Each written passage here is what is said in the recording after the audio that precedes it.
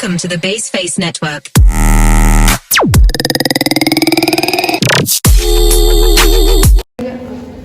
Om Swastiastu.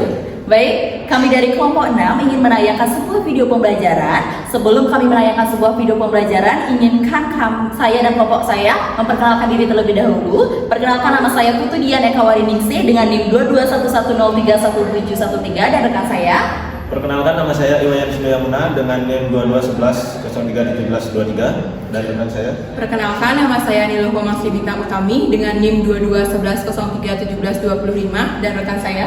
Perkenalkan, nama saya Komang Indiani dengan NIM 2211031735. Baik, sekian perkenalan dari kelompok kami. Langsung saja, inilah dia videonya. Selamat menyaksikan, enjoy!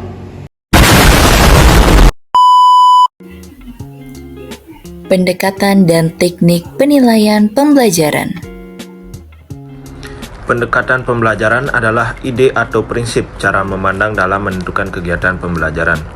Pernyataan tersebut senada dengan Rusman tahun 2018 yang berpendapat bahwa pendekatan pembelajaran adalah tahap pertama pembentukan suatu ide dalam memandang dan menentukan objek kajian. Pendekatan penilaian ini dilakukan untuk menyatakan pengakuan terhadap pencapaian hasil belajar setelah proses pembelajaran selesai dilakukan. Bentuk pendekatan penilaian ini dapat berupa ujian nasional, ujian sekolah, dan beragam bentuk penilaian sumatif lainnya. Penilaian tidak hanya berfungsi untuk mengetahui capaian hasil belajar peserta didik, melainkan juga dapat berfungsi sebagai upaya untuk meningkatkan kemampuan peserta didik dalam proses belajar. Fakta empiris yang berlaku selama ini menyatakan bahwa seringkali penilaian cenderung dilakukan hanya untuk mengukur hasil belajar peserta didik. Adapun 3 pendekatan penilaian yaitu sebagai berikut. Yang pertama ada assessment of learning. Jadi assessment of learning merupakan pendekatan penilaian yang dilakukan setiap proses pembelajaran berakhir. Nah, pendidik melakukan penilaian di akhir tahun untuk memberikan simpulan terhadap hasil capaian kompetensi peserta didik sebagai laporan kepada wali murid. Penilaian ini biasanya merupakan bentuk penilaian sumatif seperti ujian sekolah dan ujian nasional. Selanjutnya ada assessment for learning. Nah, assessment for learning merupakan pendekatan penilaian yang kegiatan penilaian itu selama proses pembelajaran berlangsung dan biasanya digunakan sebagai dasar untuk melakukan perbaikan proses belajar mengajar. Pendidik dapat memberikan umpan balik terhadap proses belajar peserta didik, monitoring kemajuan, dan menentukan arah kemajuan belajarnya. Untuk penilaian dengan pendekatan ini dapat berupa penugasan, presentasi, proyek, dan lukis. Yang ketiga ada assessment as learning. Nah, penilaian dengan menggunakan pendekatan assessment as learning memiliki fungsi formatif dan dilaksanakan selama proses pembelajaran berlangsung. Pendekatan ini hampir sama dengan assessment for learning. Nah, perbedaannya itu hanya pada keterlibatan peserta didik secara aktif dalam kegiatan penilaian tersebut. Dengan demikian, peserta didik mendapatkan pengalaman baru menjadi seorang penilai bagi dirinya sendiri.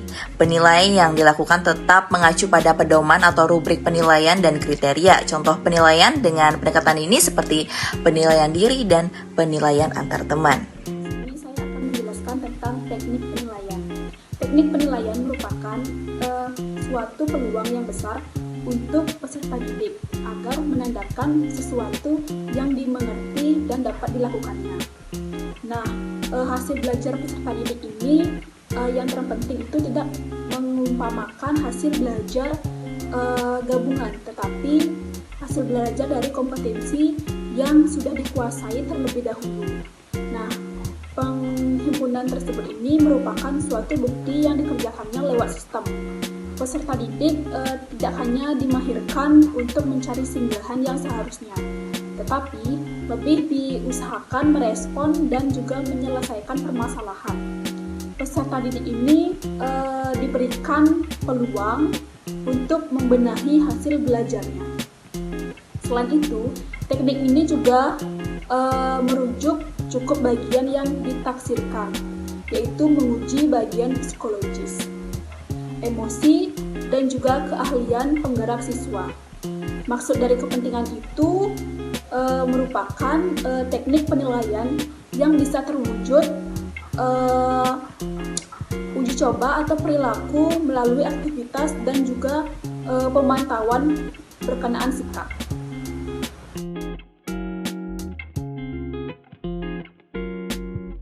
Nah, di sini saya akan menjelaskan tentang teknik penilaian melalui tes. Yang pertama, tes tertulis.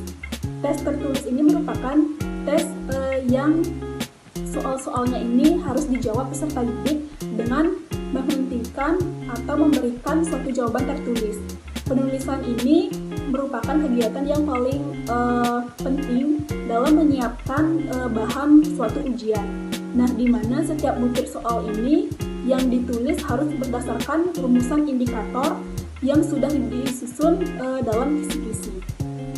Tes tertulis ini yakni dapat digunakan atau dapat dijawab melalui soal-soal yang harus dijawab siswa dengan memberikan jawaban.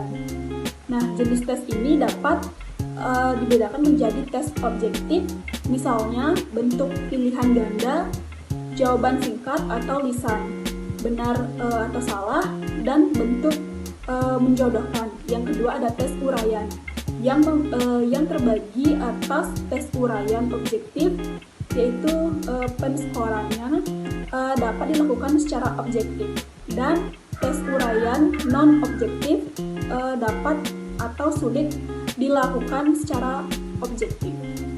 Yang ketiga yaitu ada teknik tes lisan.